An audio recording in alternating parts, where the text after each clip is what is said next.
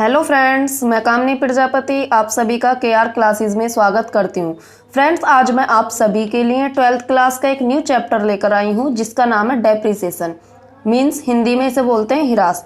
तो आज हम पढ़ने वाले हैं उस डर को जिस डर का सामना करने से हर स्टूडेंट्स घबराता है। देखो, डेप्रिसिएशन बहुत ही ईजी हो जाता है अगर हम तारीखों के खेल को समझ जाएं।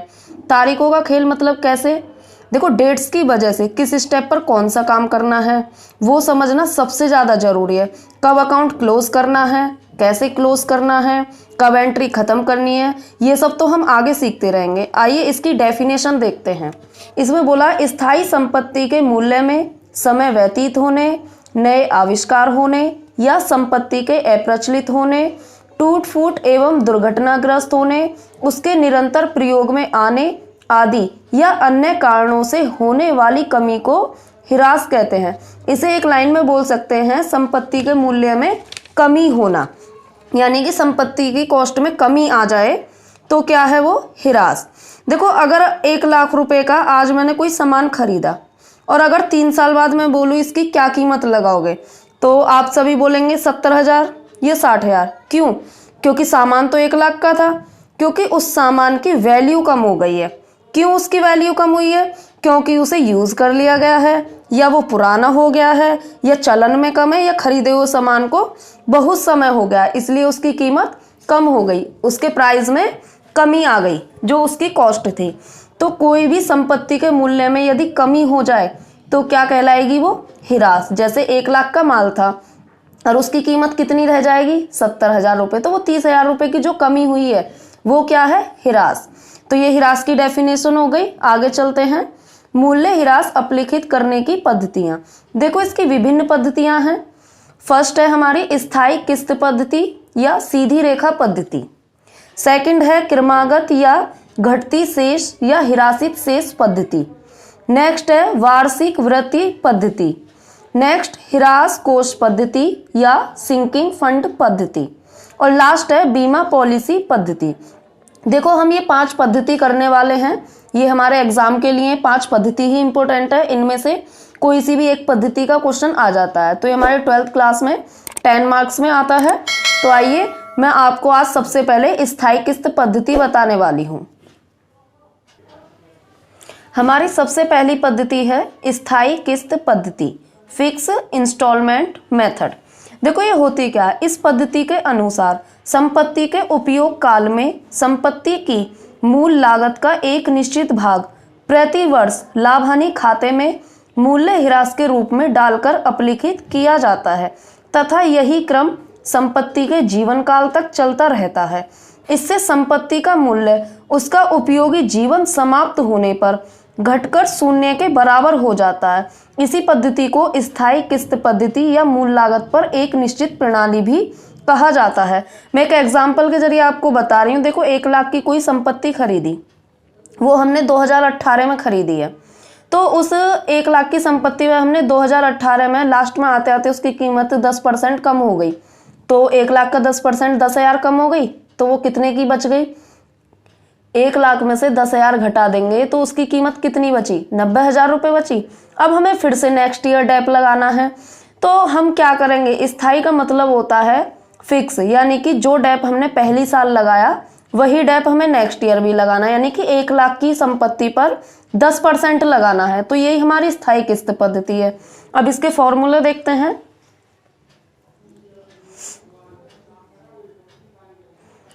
देखो, इसके 2 फॉर्मूले हैं।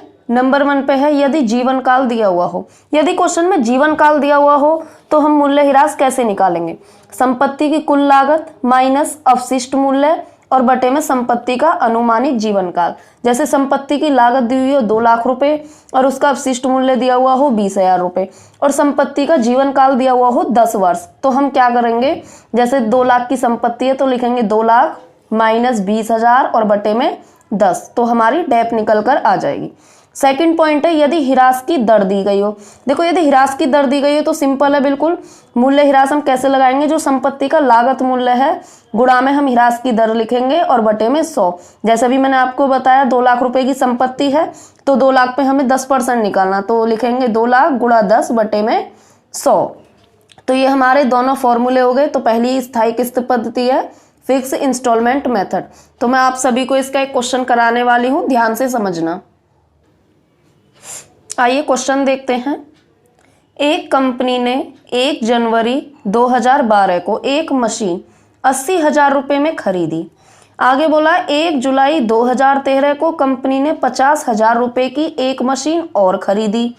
फिर आगे बोला तथा 1 जुलाई 2014 को 1 जनवरी 12 को खरीदी गई प्रथम मशीन 23,000 रुपये में बेच दी। जो मशीन हमने 1 जनवरी 12 को खरीदी थी वो कब बेच दी है? 1 जुलाई 2014 को 23,000 रुपये में बेच दी। आगे बोला है मशीन पर 20% वार्षिक दर से मूल लागत पर हिरास लगाया जाता है और 1 जनवरी 2012 से आरंभ करके 4 वर्षों का मशीन खाता बनाइए। देखो यदि बोल दिया जाए मूल लागत पर तो वो हमारी कौन सी पद्धति होती है? स्थायी किस्त पद्धति। ये आप सभी को पता होना चाहिए। चलिए क्वेश्चन को स्टार्ट करते हैं। देखो 2012 दिया हुआ है। सबसे पहले हम इसकी लाइन देख लेते हैं। हमें बनाना है मशीनरी अकाउंट। इसकी लाइन होती है date particulars LF amount, date particulars LF amount. जो भी हमने संपत्ति खरीदी हो उसे हम डेबिट साइड लिखते हैं और जो भी हम डेप लगाते हैं वो बाई की साइड लगाते हैं और जो भी संपत्ति बेची जाती है वो भी बाई की साइड। तो सबसे पहले देखो 1 जनवरी 2012 को एक मशीन 80,000 रुपये में खरीदी है। तो पहले हम इसी को देखते हैं। यहाँ लिख देंगे हम डेट में 2012 जनवरी 1 टू बैंक अकाउंट। कितने की मशीन खरीदी है हमने? 80,000 रुपये की। ठीक, आगे बोला है 1 जुलाई 2013 को कंपनी ने 50,000 रुपये की एक मशीन और खरीदी। देखो 1 जुलाई 2013 को खरीदी है, इसका मतलब 2012 में हमने एक ही मशीन खरीदी है, तो इसका काम खत्म।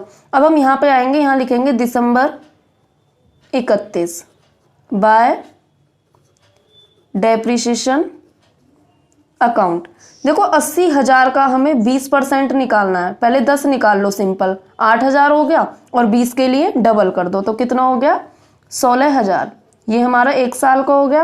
अब हम टोटल करके बैलेंस निकाल देंगे। हमने क्या काम करा? 80,000 को दोनों तरफ लिख दिया, यहाँ भी हमने 80,000 लिख दिया। 80,000 में से 16,000 घटा देंगे तो हमारा आंसर आएगा बैलेंस सीडी के नाम से, बाय बैलेंस सीडी 64,000 रुपये। और यहाँ पे डेट आएगी दिसंबर 31। 2012 का काम खत्म। अब हम नेक्स्ट ईयर पहुँच गए 2013। हम यहाँ पे लिखेंगे 2013 जनवरी 1 टू बैलेंस बीडी। देखो जो यहाँ पे बैलेंस सीडी आई है 64,000 रुपये की, उसे हम नेक्स्ट ईयर लेकर आएंगे 2013 में। तो हमने यहाँ पे लिख दिया 1 जनवरी टू बैलेंस बीडी 64,000 रुपये। तो 2012 का बैलेंस हम 13 में ले आए। अब आगे देखते हैं कि 13 में क्या हुआ है। इसमें बोला है 1 जुलाई 2013 को कंपनी ने 50,000 रुपये की एक मशीन और खरीदी। तो 2013 में एक मशीन खरीदी है। कब खरीदी है? जुलाई में। डेट का बहुत ध्यान रखना है, क्वेश्चन डेट की वजह से ही होगा। डेट पता है और डेट का खेल समझ में आ गया तो क्वेश्चन इजी हो जाएगा। तो हम यहाँ पे लिखेंगे टू बैंक अकाउंट। कितने रुपए की मशीन खरीदी है? 50,000 रुपये की। तो हमने यहाँ पे लिख दिया 50,000 रुपये। अब हमारे पास कितनी मशीन हो गई? अब हमारे पास हो गई 2 मशीन। तो हम यहाँ पे लिखेंगे दिसंबर 31 और यहाँ पे लिखेंगे बाय डेप्रिसिएशन अकाउंट। अब कितनी मशीन है हमारे पास? मशीन हो गई 2।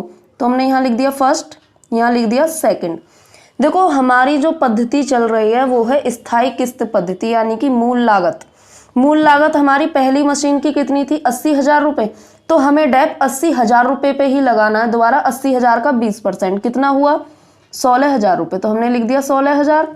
देखो अब हमने सेकंड मशीन इसी साल खरीदी है। कब खरीदी है? 1 जुलाई को। कितने की? 50,000 रुपये की। 50,000 का हम 20% निकालेंगे तो कितना आएगा? 10,000 रुपये आएगा। लेकिन यहाँ पर डेट को ध्यान में रखो, 1 जुलाई को। कब खरीदी है? 1 जुलाई को। तो क्या 2013 में जो दूसरी मशीन है वो पूरी साल यूज हुई? नहीं, कितने महीने यूज हुई? देखो जुलाई से दिसंबर तक हिसाब लगा लेंगे कितने महीने हुए। तो जुलाई, अगस्त, सितंबर, अक्टूबर, नवंबर, दिसंबर, कितने महीने हो गए? 6 महीने। तो हम इसे कैसे निकालेंगे? जो हमारी मशीन है वो है सेकंड 50,000 रुपये की। कितने की है? 50,000 की। और हमें निकालना है 20% 6 महीने का। तो हमने लिख दिया 6/12। तो हम इसे सॉल्व कर देंगे।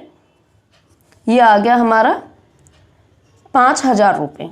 तो सेकंड मशीन पे कितना डेप हो गया? 5,000 रुपये। अभी हम इसे पूरी साल का देखते तो 50,000 का 20% 10,000 आ रहा था, और हमें चाहिए आधी साल का। आधी साल कैसे? जुलाई से दिसंबर तक का। तो कितना हुआ? 5,000। अब हम इसे जोड़ के लिख देंगे बाहर। 16 और 5 21,000। अब ऐसे ही जैसे पहले किया था टोटल कर देंगे और बैलेंस निकाल देंगे। 64 और 50 को जोड़ लेते हैं तो ये आएगा हमारा 1,14,000 रुपये। अब हमें 1,14,000 रुपये में से 21,000 को घटा देना है। तो ये हमारा आंसर आ जाएगा दिसंबर 31 बाय बैलेंस CD। कितना आएगा? 93,000 रुपये। देखो हमारी दो होती हैं वर्ष, एक तो होती है कैलेंडर वर्ष, एक होती है वित्तीय वर्ष। कैलेंडर वर्ष तो आप सभी जानते हैं जनवरी से दिसंबर तक की होती है, और जो हमारी वित्तीय वर्ष होती है वो 1 अप्रैल को स्टार्ट होती है और 31 मार्च को खत्म होती है। तो यहाँ पे हमारा कैलेंडर वर्ष का क्वेश्चन चल रहा है। 1 जनवरी को खाते स्टार्ट हो रहे हैं और दिसंबर को बंद हो रहे हैं। तो हमारे ये 2 साल का काम हो गया। अब हम आते हैं नेक्स्ट ईयर में 2014। तो हम यहाँ पे लिख देंगे 2014 जनवरी 1 टू बैलेंस BD। कितना था? 93,000 रुपये। तो हम यहाँ ले आएंगे 93,000 को। अब देखो हम यहाँ पे बैलेंस निकाल लेते हैं। हमने क्या काम करा था? जो हमारी पहली मशीन थी वो 80,000 की थी। 80 पे हमने 16,000 का डेप लगा दिया। कितने की बची? 64,000 की। अब हम इसे बैलेंस को 64,000 को यहाँ ले आए तो 64,000 पे हमारा 16,000 रुपये का डेप और लग गया। तो हमारी ये मशीन कितने रुपए की बची? तो हम यहाँ पे कोष्टक में लिख देंगे कि हमारी मशीन कितने रुपए की बची हुई है जी? 48,000। और जो दूसरी मशीन है 50,000 की, उस पर 5,000 की डेप लगी, वो कितने की बची? 45,000 की। ये हमें सेल्स जब हम करेंगे तो उसमें बहुत काम आएगी, इसलिए हमने ये निकाल लिया। अब हम क्वेश्चन को पढ़ लेते हैं। क्वेश्चन में बोला क्या है? देखो यहाँ तक तो हो गया। 50,000 रुपये की एक मशीन और खरीदी। आगे देखते हैं। तथा 1 जुलाई 2014 को 1 जनवरी 12 को खरीदी गई प्रथम मशीन 23,000 रुपये में बेच दी। कब बेची है? 1 जुलाई 2014 को।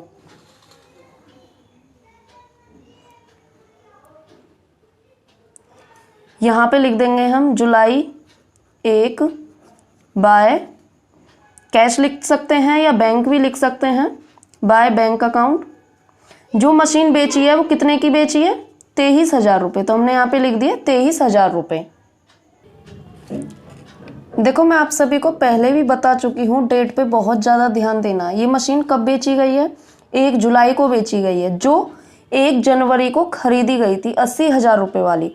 देखो ये मशीन जब जुलाई में बेची गई है तो यानी कि 6 मंथ यूज़ कर ली गई है, जनवरी से जून तक। तो हमें क्या करना है? इस पे डेप भी लगाना पड़ेगा जितने महीने ये यूज़ हो चुकी है। तो हम यहाँ पे लिखेंगे बाय डेप अकाउंट। मशीन हमारी पहली कितने की थी? 80,000 की। और 80,000 का इसमें 20% बोला गया, यानी कि 16,000 रुपये। हमने फर्स्ट ईयर में भी 16,000 रुपये लगाया था, सेकंड में भी 16,000। यहाँ देखो जनवरी से जून तक यूज़ हुई है ये, तो 6 महीने का डेप लगेगा। ध्यान से समझ लेना, जनवरी से जून तक का डेप लगेगा क्योंकि 1 जुलाई को बेची गई है। तो यानी कि 80,000 का जो हमें 20% निकालना है वो 6 महीने का निकालना है। तो कितना हुआ? 8,000 रुपये। अब हमने जो मशीन को बेचा था वो 23,000 रुपये में बेची और उस पर 8,000 की डेप और लग गई। अब हमें ये देखना है कि जो हमने मशीन बेची है उस मशीन पे हमें लाभ हुआ या हानि। तो आइए इसे हम वर्किंग नोट में देखते हैं। देखो मैं आप सभी को बता देती हूँ, जो हमारी फर्स्ट मशीन है वो कितने की थी? 80,000 रुपये की मशीन थी हमारी फर्स्ट। और उस 80,000 की मशीन की कीमत हमारी 1 जनवरी 2014 में कितने की बची? 48,000 रुपये की। कितने की है? 48,000 रुपये की। तो हम यहाँ लिखेंगे 48,000 रुपये। ये है जनवरी 1, 2014 में इसकी कीमत 48,000 रुपये की। हमने बेची कब है? 1 जुलाई को बेची है, यानी कि 6 महीने और यूज़ हुई। तो हम क्या करेंगे, इसमें से पहले डेप और घटा देते हैं। जो हमने 6 महीने का निकाला, कितना निकाला था? 8,000 रुपये। तो कितना आया? 40,000 रुपये। इसका मतलब ये हुआ कि जो जून तक हमने यूज़ कर लिया, यानी कि 1 जुलाई को जो 80,000 रुपये वाली मशीन थी उसकी कीमत कितनी रह गई? 40,000 रुपये। और वो हमने बेच कितने में दी है? बेच दिया हमने 23,000 रुपये में। तो हम यहाँ से 23,000 रुपये और घटा दें तो कितना आएगा? 17,000 रुपये। अब ये 17,000 रुपये हमारा क्या आएगा? लॉस। एक बार दोबारा देख लो, जो फर्स्ट मशीन है 80,000 रुपये की थी। कितने की थी? 80,000 रुपये की। उस पर हमने पहली साल डेप लगाया 16,000, तो कितने की बची? 64,000 रुपये की। फिर ये दूसरी साल यूज़ हुई, 16,000 रुपये और डेप लग गया, तो 64 में से हमने 16 और घटा दिया, तो कितने की बची थी? 48,000 रुपये की। यानी कि जो पहली मशीन थी उसकी कीमत कितनी बची है? 48,000 रुपये। 48,000 1 जनवरी को है, हमें चाहिए कि उसकी वैल्यू 1 जुलाई को कितनी थी। तो हमने यहाँ पे निकाला कि जो पहली मशीन है वो 48,000 रुपये की है, तो यानी कि उस पर डेप भी निकाला गया है। कितना? 8,000 रुपये। हमने 8,000 रुपये और घटा दिया, तो उस मशीन की कीमत कितनी बची? 40,000 रुपये। और ये सेल्स कितने में कर दी गई है? 23,000 रुपये में। तो यानी कि जिस मशीन की कीमत 40,000 रुपये थी उसकी बिक्री 23,000 रुपये हुई है। तो हमें लाभ होगा? हानि? क्या होगी? हानि हुई है। कितने की? 17,000 रुपये की। तो हम यहाँ पे लिख देंगे जुलाई 1 by profit and loss account. कितने की हानि हुई है हमें? अभी मैंने आप सभी को बताया था निकालकर 17,000 रुपये। तो देखो, पहली मशीन जो थी वो तो हमारी बिक गई, वो तो बची नहीं। अब हमारे पास सेकंड मशीन तो है, तो हम क्या करेंगे, यहाँ पे डेप लगा देंगे। यहाँ लिखेंगे हम दिसंबर 31 बाय डेप्रिसिएशन अकाउंट। ये तो पहली मशीन के लिए था, ये सेकंड मशीन के लिए है ना। तो हम यहाँ देखेंगे हमारी सेकंड मशीन कितने की? 50,000 रुपये की। देखो, ये जो चल रही है ये हमारी स्थायी किस्त पद्धति चल रही है, मूल लागत। यानी कि जो हमने मशीन खरीदी है 50,000 रुपये की, उस पर हमें 20% डेप लगाना है, तो कितना आएगा? 10,000 रुपये। अब हम क्या करेंगे, टोटल कर देंगे और बैलेंस निकाल देंगे। टोटल कर लेते हैं, किधर का ज़्यादा आएगा। तो हमने यहाँ पे देखा, इधर तो है 93,000 रुपये और इधर हमारी 4 अमाउंट दे रखी हैं, इन सबको जोड़ के देख लेंगे तो हमारा 93,000 ज़्यादा है। 93,000 को हमने दोनों तरफ लिख दिया। अब 93,000 में से हमें इन सब अमाउंट को घटा देना है, तो ये आ जाएगा हमारा बाय बैलेंस CD 35,000 रुपये। और यहाँ लिख देंगे दिसंबर 31। ये हमारा 2014 तक का 3 वर्ष का खाता बन गया। क्वेश्चन में बोला था कि 1 जनवरी 2012 से आरंभ करके 4 वर्षों का मशीन खाता बनाइए, यानी कि 12, 13, 14। अभी हमारा 3 वर्षों का हुआ है, तो हम 2015 का और बना देते हैं। यहाँ लिख देंगे 2015 जनवरी 1 टू बैलेंस BD। कितना बैलेंस आया था? 35,000 रुपये। तो हमने यहाँ पे लिख दिया 35,000 रुपये। देखो, अब ना तो कोई मशीन खरीदी है ना ही कोई मशीन बेची है, और हमारी पहली मशीन तो बिक गई, तो वो तो हमारी ख़त्म हो चुकी।